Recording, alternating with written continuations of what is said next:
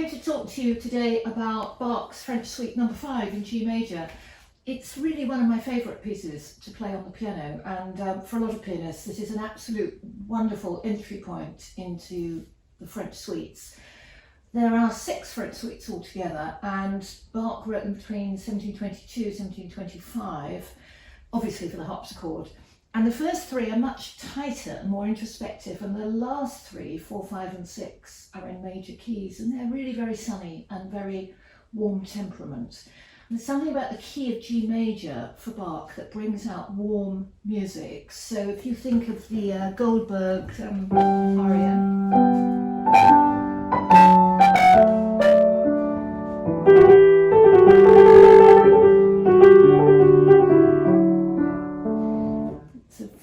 obvious example of the warmth of an opening piece, a large piece in G major. There's another example I can play you from the Preludes and Fugues in Book 1, the big G major Prelude and Fugue. It's a terribly good-natured fugue subject.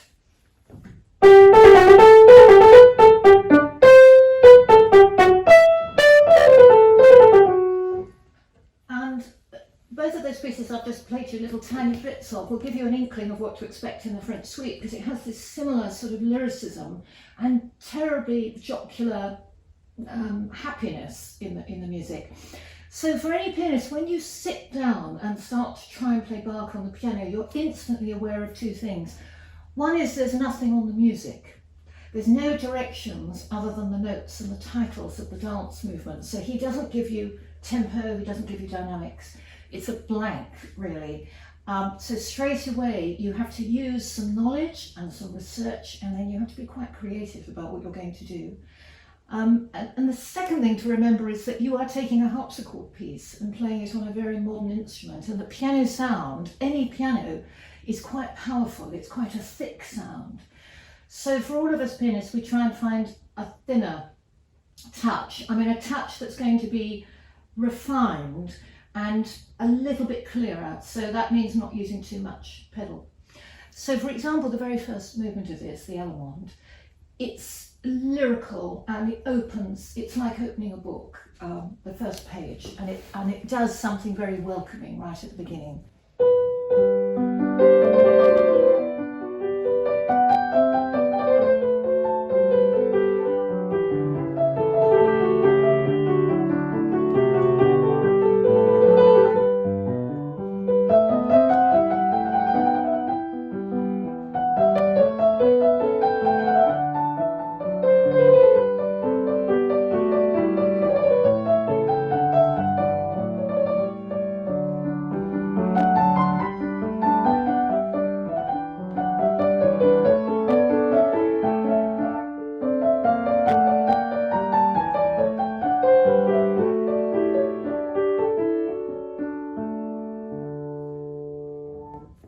Notice how that music is very right-hand led. The melody is in the right hand, but what's going on in the left hand are 2 other voices, and some keyboard players are absolutely fantastic at this. Glenn Gould, who often doesn't play in a very lyrical way, he plays in a rather quirky and original way, but he's got the most wonderful way of showing you the conversation going on in a left hand. So you hear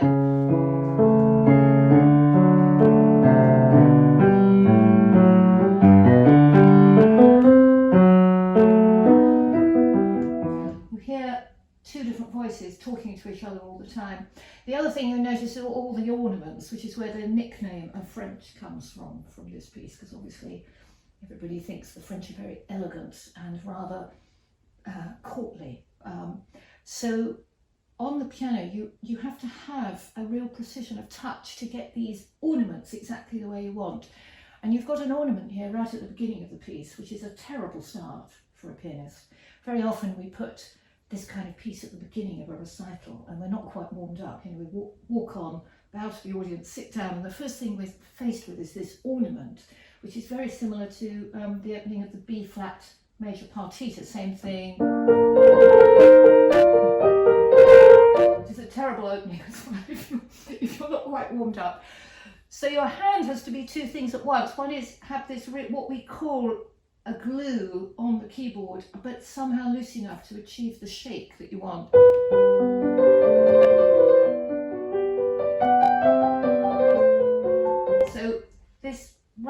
is littered with these ornaments that are popping in and out, and you, rather like a jazz player, you have to be relaxing enough to just slip them in without too much trouble. And I would say that this is true of all these movements. It doesn't matter what tempo they're in. Some of them can be very, very quick, but they all have this very relaxed sense of ornamentation, and you have got to sound like you're being spontaneous with it, and that you're sort of almost making up the embellishments. So there are, in this movement, there are some very, very fast pieces, tempos. The next, the courante and the bourrée, so movements number 2 and 5, they're quite tricky, and I'll come to the gigue in a minute, which is very tricky. But so this is where you want to have this touch that's a bit more light and a bit more like playing a harpsichord.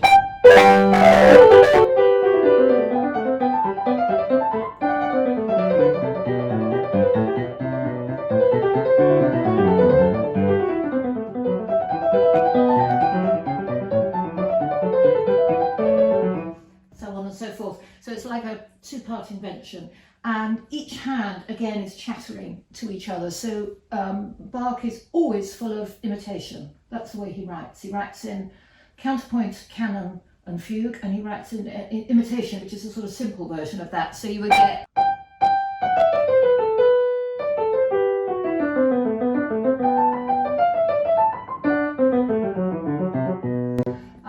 so anything that happens, it's a bit like two children chasing each other around a playground. It's really fun. This idea that you're trying to catch the other hand. Obviously, technically, these kinds of pieces you want to practice quite slowly. I mean, all of us spend time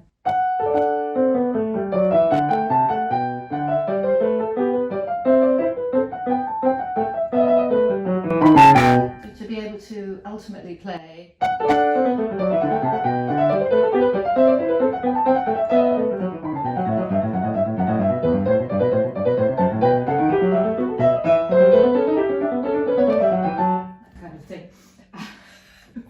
If the gods are with you, you get through it quite well.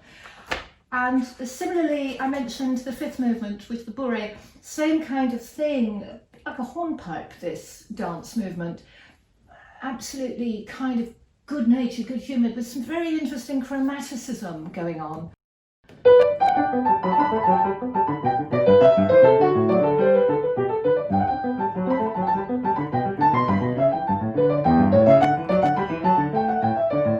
The chromaticism about to start.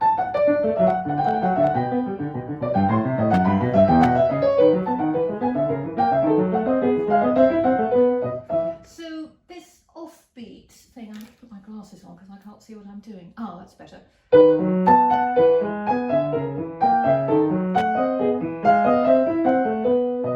Really nice offbeat rhythm. Bach is always very syncopated. I'm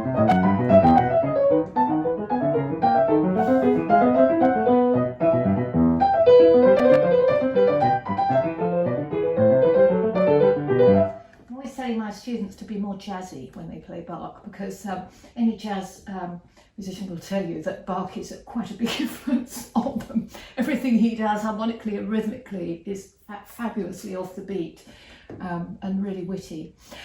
So there are 2 very significant slow movements in this lovely suite, and I just want to quickly talk about them because this is very typical of Bach's wonderful slow keyboard writing. They're, in this suite, they're calm and spacious, and they are meditative, a little bit like the opening of the Goldberg variations I played you at the beginning. This saraband actually is rather similar.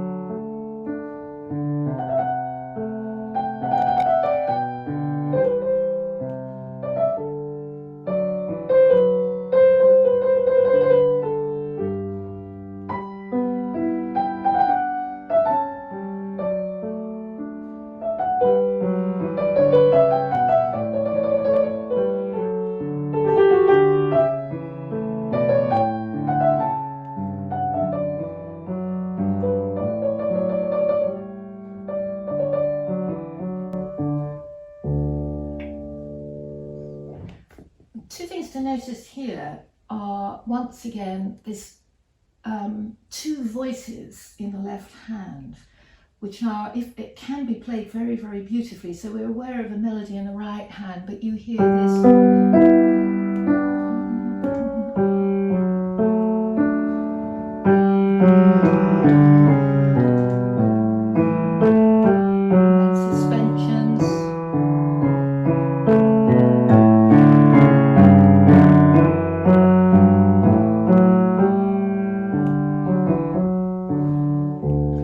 Notice I just started playing that left hand with two hands. That's a very good way to practice a line like this, because ultimately you've got to be able to achieve that just using 5 fingers of one hand, but it's a really good idea often to practice in two hands. So here.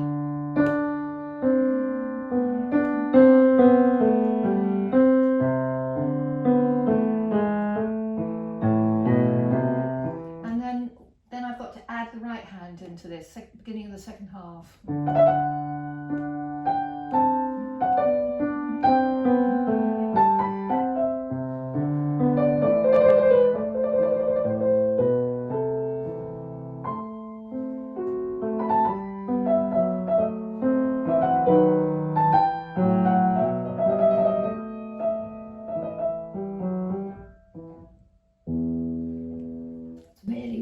Really beautiful writing. You notice how ornamented still the right hand is, but I'm now playing ornaments much more slowly because ornaments are an expressive device. They were invented for a keyboard instrument, the harpsichord, that could not go loud and soft in the way that the piano can. We press in to make more sound and we come away to make less sound, and also we've got a pedal that will help us press in. The harpsichord did not have this, and so harpsichordists became absolutely fantastic at improvising and embellishing. It was a way of showing how expressively they could play and also expressing the harmony. So ultimately, when you're playing ornaments, you are being expressive. So obviously in a slower piece like this, you would slow down what you're doing. And similarly, the penultimate movement of this suite, we have the same kind of thing. Really interesting. It's called a lore, or lore, which is a French bagpipe. This is a very unusual movement.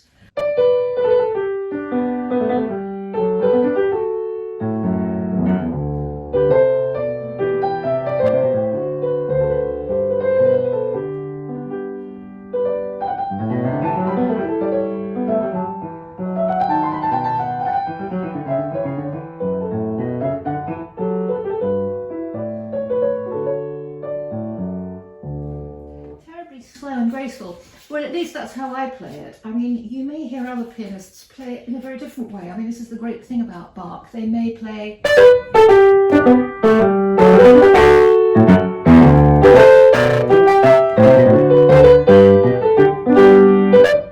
might do it like that. They may do it more rhythmically, but because I know there is this amazing fugue coming, well, chic, but it's like a fugue, in the last movement, I choose to make the movement before that rather laid back. And I also think the ending of this beautiful penultimate movement is rather jazzy and laid back. So let me just play.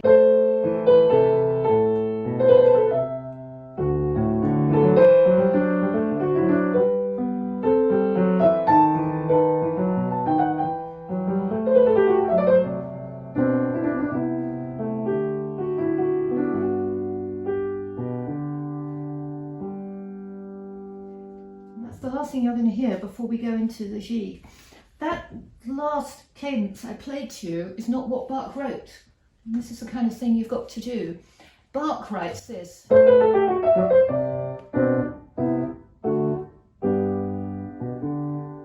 it's absolutely obvious in the style that if I play that, I've got to do something with it. I have to do some improvisation around it. So I choose to do...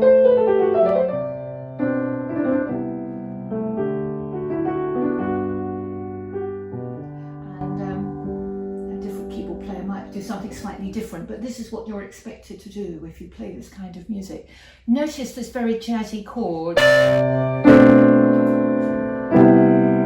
is Bach. Really great chords. Now we've come to the last movement in this, and this is a very famous jig. It's famous because it's difficult to play. It's very, very flashy, and it's really fun. I mean, it's fun to listen to. And a jig, of course, is a jig, and this one really does sound like an Irish jig. It sounds like a fiddle piece. It's the kind of thing you would expect to hear someone play on the fiddle in the street. And it's just because it's by Bach, of course, he does it in 3 voices, and it sounds like an amazing piece of counterpoint. But the actual material is just street music.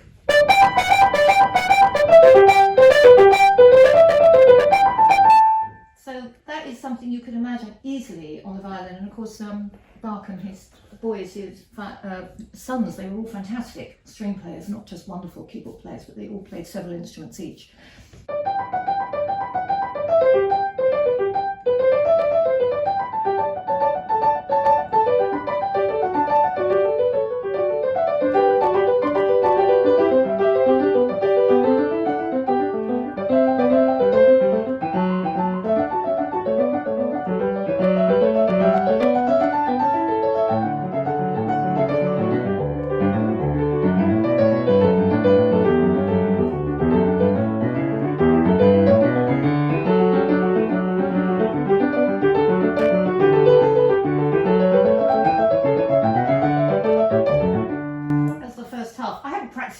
I can play it better than that, but you hear how jazzy and dancey it is, how it makes you want to sort of start leaping around the room.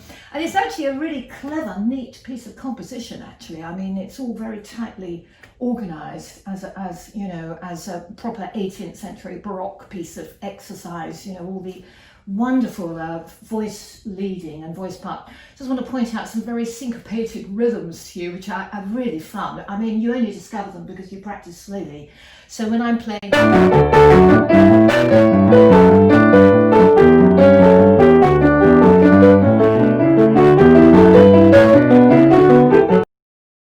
that is really this kind of thing a drummer would play. I mean, it's really fun. So when it goes fast,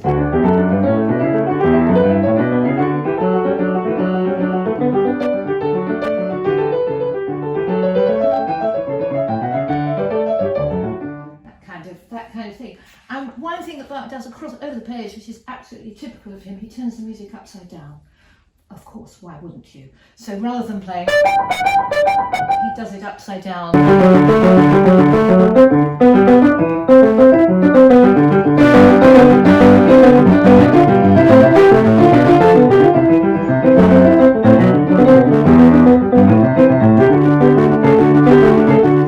So he does a whole page where all the voices come in and they just do the material upside down, which is so typically brilliant of Bach.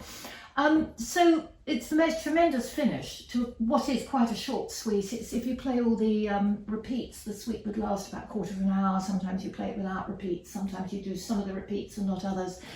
But it's got the most marvellous finish. I'll see if I can finish it off for you.